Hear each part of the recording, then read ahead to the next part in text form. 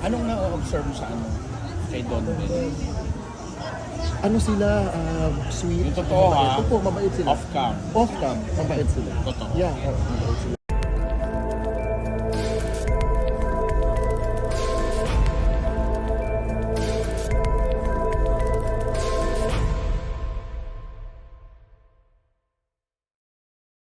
Effective ka. Salamat po. Baka doon parang speaker, something. Hacker siya, si Jaime de Guzman. Ikaw ang pumatay kay Enzo.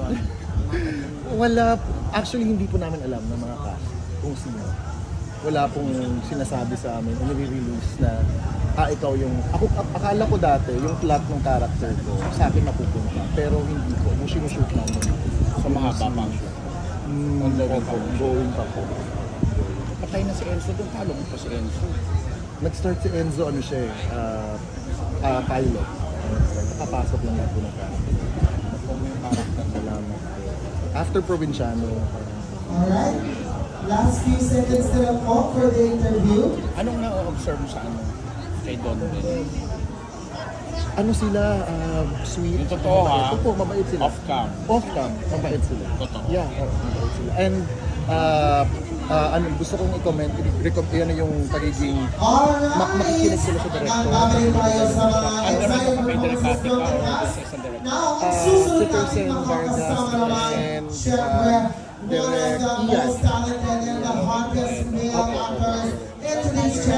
Mabilis silang nakikinig sila sa director. And then sa co-actor, sobrang especially Donnie kasi lagi nakakasama ko. And yung mga last shoot ko, okay sila. Jay, saan ka nag-start? Sa Theater. Started in theater. Dulaang UP Songs. Ay, yeah. 2010 nag-start sa theater. Tapos, And then, sa movies, nag-start ako mag-movie. Before po kasi, nag-theater ako. Nung nag-aaral ako, nag-extra ako sa TV. So doon ako dumaan yung experience ko, nagtatalent ako. So, after nung matapos ako mag-college, 2010, nag-UP na ako for theater. sa UP ka rin ng college. Hindi po, nursing student. Nursing ako. Tinapos mo yun. Tinapos ko siya. And then, after nung, parang yung director, si Sir Dexter Santos, naghahanap siya ng actor for Horseman at So Zafira. you're a nurse, registered as a nurse? Hindi po ako Hindi ka nag-work underboard? Hindi ako nag-work. Kasi, after ko mag-graduate, mas gusto ko po yung acting. Parang gusto kong mag-create ng ibang persona aside sa akin. So, siguro kaya ako na-fall in love sa acting. So big break mo ba itong dito sa Broken Hearts Street? Feeling first time ko pong gumawa ng role sa MMFF na part ng LGBTQ. Okay. So, and nung ginagawa po namin ito, hindi sa akin yung role. Parang, I think Aaron Villena ang dapat yun sa role. Okay. Pero hindi siya pumwede. The Ay, night ikaw. before, they messaged me, Cornerstone, pumwede ako. And then, first time ko rin Under Cornerstone ka ba? So first time ko rin maka-work si Direk Andoy na matagal ko ng friend, matagal ko ng director din sa theater and TV. So parang it's time for us na rin siguro kay Kuya Andoy na magtrabaho as an actor. And thankful din si Kuya Andoy kasi ako yung naka-work niya kasi wala na kaming inhibitions together. Kasi may scene kami together na nasa path. Sino ka eksena mo? Kuya Andoy, Ranay. Andoy Ranay. Siya yung boyfriend ko dito. Anong klaseng LGBTQ? Ano ka dito? Ako or ano? Out kami sa mga staff niya. Kami sa bahay. Tapos, pero kaming scene together na gusto ko lang bigyan ng highlight kasi naliligo kami sa shower together. Hubad. Naka-shorts lang. Okay. Naka-boxer shorts kami. Pero, sabi ni Kuya Andoy, kung hindi daw ako yung partner niya, may ilang. Kasi kami nung time na ginawa namin, wala siyang ilangan part. Kasi siguro close na kami ni Kuya Andoy. And then, galing din kami theater together. Anong mga eksena nyo? May halikan? Meron kami First time mo ginawa yun on screen? Yes, Thank you so much, DJ Marquez. How was it? Tinanong ko doon, how was it yung nakipaghalikan sa... Si Andoy Ranay ang kahalikan mo. Director kayo. So, kumusta naman? Ilang Ilang take? Nakatape lang kami. Siguro mga 4 takes ata kami. Sa Dahil, kissing scene? opo. Pero hindi siya yung torrid na kiss. Kasi Anong klaseng kissing? it's a split Pakinggan, kiss. Mr. Atix! Tapos meron kaming bed scene together. Aray. Buti balik ako dun kay Don. Buti nakikihan. Kasi diba usually pag may love, Oo. may sariling Protected, may sarili sila. Feeling ko po, for them, siguro para getting to know the actors na kasama nila sa eksena. Para din may involvement pagdating sa set, hindi na maiilang pagdating sa alam ko. Tsaka pag iaano ko po yung sobrang nakikinig sila pag binibigyan sila ng instruction. Yes. Sino mas welcoming? Si Don, Donnie, o si Bel? Pareho.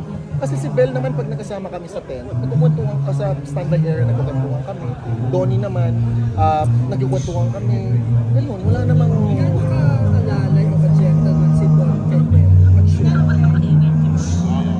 Sabay sila kumakain, nagsusubuan, gano'n. May mga eksena pag silang dalawa magkasama. Hindi Syempre, eksena yung off-cam. yes po, off-cam. Like, may mga eksena kasi na si Donnie lang kasama namin, si Bel sa kabilang set. So, may isang part lang, may isang scene lang kami together na nandun yung Don Bel. Inaalalayan naman niya. Tapos, magkukusitin sila, yung nagkakamustahan sila. The usual na, na So naniniwala ka may relasyon sila? why not? Kung single naman sila, di ba? And mabuti, feeling ko, yung character ng dalawa, mapapait sila, mabubuti bata sila. Especially si Tony. Like, galing siya. Especially si Don. No, kasi si Tony po kasi yung galing kila, yung family niya. Kila Miss Maricel. Showbiz, politics. Hindi, tsaka si Miss Maricel, di ba mabait? Yes, Si yes. tatay, daddy niya. Tapos, pag nakakausap ko si Donnie din, Ay, hindi zero yun eh. ang galing din ni Donnie, nag-aaral siya ng Tagalog. At good. Tapos, pag may mga malalalim siyang words, tinatanong niya kung ano po ito. Okay. Kasi Brent ata siya nag-aral, Yes, diba? yes. Tapos parang tinatanong niya yung specific word kung para saan to, ano to, ganun. Maano siya, magaling siya makisama, magaling siya makinig. Instructions. Pero sa mga eksena nyo, may mga eksena pa kayo, I'm sure kaiinisan ka kasi kontrabida ka talaga eh. Nako. Actually, may mga ano nga daw, may mga nami-meet ako na parang nagagalit na sila sa akin. Parang sabi ko, ginagawa ko lang Ang yung trabaho lakas ko. ang lakas kasi. Thank you. Pero yun lang po, ginagawa ko lang din naman yung work ko. Okay, that's good. And thankful din ako sa Star Creatives. Binigyan nila ako ng chance na after doing Provinciano for the longest time, 4.5 years, meron din po akong ginawang character na So mas okay ka dito kaysa sa probinsyan. Provinciano naman. Like, dami ko natutunan sa Provinciano. Like, 4.5 years sa isang show. Under Momo Martin or Yes, ako. Malu Sibilia. Both. Direct Coco and Direct Malu. And nagtagal din po yung character kasi hanggang ending. Na sobrang, marami din po ako natutunan as an actor. Kasi binibigyan kami ng eksena na improv. Like, situation lang. Ganun. Marami din po as an actor. Ang dami mo rin matutunan kay Direct Coco, Direct Malu. Mga kasama namin mga artista na sila Miss Lorna, Tito Pete, Direct Ruel, yung mga singer actors.